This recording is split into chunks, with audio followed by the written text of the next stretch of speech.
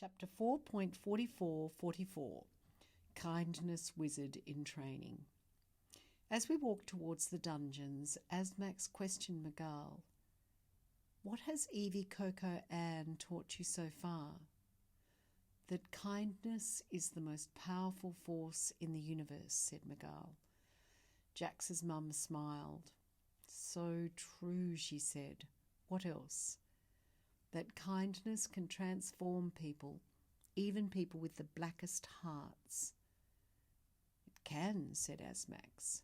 "What else?" "It's often really hard to be kind."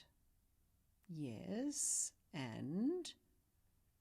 "It's not always right to be kind."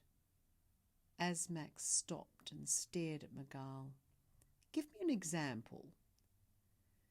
"If a snake is about to eat every last one of a chicken's eggs, but asks for a cup of tea first, that chicken should not get him one." Asmax looked stern. "What should she do instead?" "Put a spell on the snake," said Miguel, "and send it away without the eggs." "And then?" "Put another spell on top of the first one." "Indeed," said Asmax with a smile. "You're doing well." "Thank you." "When was Evie, Coco, Anne banned from teaching you?" "Today," said Miguel. "Thievel realised that she was teaching me about the magic of kindness, and that she's a woman, and also she's been your student." "Whose student did he think she was?" "He thought she'd studied under Professor Thieve the Elder." "Thieve's grandfather," sneered Asmax. "Evie, Coco, Anne did study under him for a short time, but dear Evie, Coco, Anne soon realised what a python that man was." As she was speaking, we reached the dungeons. A wolf was guarding the gates. He snarled at us, startled, as we all tramped up towards him. "Don't you snarl at me," said Asmax, waving her hands over the wolf and putting him into a trance.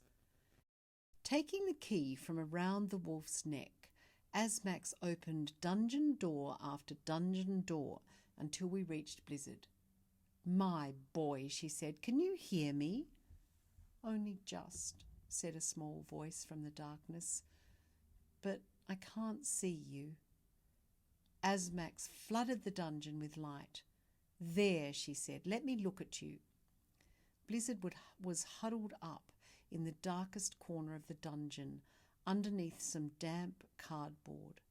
If we hadn't known that he was there, we'd never have guessed. It seemed to me that he'd become even smaller since Miguel and I had left him. "Frank," said Asmax, "are you filming this?" "Yes," said Frank. "Good," said Asmax. I didn't say anything. Asmax was terrifying, but wonderful. "Look at me," she said, striding across to Blizzard. "I can't see you," said Blizzard. "I can't see anything." "What?" asked Miguel. "You could see when we left you. What have they done? And where's Arthur?" "Who left Arthur here?" asked Asmax. "He told us he'd stand guard," I said. "Oh, did he?" groaned Asmax. "Well, that's it. He's been kidnapped for sure, or penguin-napped. And Blizzard, what have they done to your sight?" "I don't know," said Blizzard. "I feel as if I've been in here for years. Haven't I been in here for years?" Asmax and Miguel knelt beside Blizzard and wrapped him up in coat upon coat. The coats kept appearing as Asmax and Miguel waved their hands. In the end, Blizzard looked like a tiny round football. "Someone has thrown him into a time storm," said Asmax.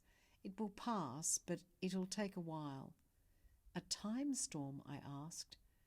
"It's hurled him all around his childhood, from nasty place to nasty place," said Asmax, putting her arms around Blizzard.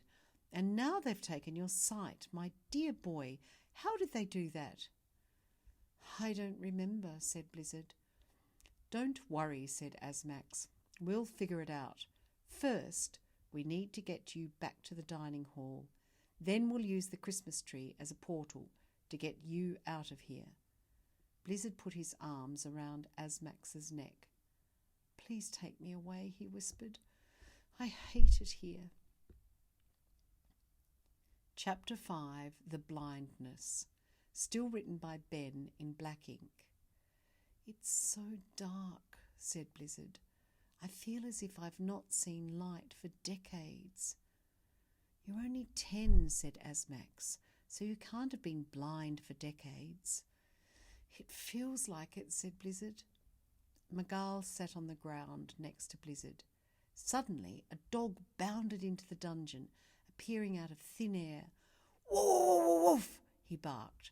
Blizzard hugged the dog. Panda, he said. Good girl. Is she your escape animal? Asked Asmax, moving out of the way as the border collie leapt all over Blizzard, licking his face and arms and hands. Yes, said Blizzard. When Evie Coco Ann was training me to be a kindness wizard, she said that if I became really scared or trapped, I should invent a magic friend to run away with, just in my mind. So I imagined Panda, and now she appears whenever I need her, and she seems to be real. Brilliant, said Asmax. Panda's me, sort of, or she's my soul, said Blizzard. I don't know how it works, but the first time I was thrown into the time storm, I knew I'd be done for if I didn't have some way of getting out of my body. Panda and I sometimes merge and run along beaches and through forests. Sometimes we chase seagulls or tear our way through ponds full of tadpoles and frogs. She's very naughty, but so much fun. Asmax's face was shining, as if a huge fire was burning inside it. Well done, she said. I'm very proud of you. Your magic is good and true. Evie Coco Ann has done well to teach you such things. Asmax hugged Panda and told her that she was a good dog. She's so good, said Blizzard, tears rolling down his face. I just wish this would all be over so she could see me healthy and not like this. It's almost finished, said Asmax. Is it?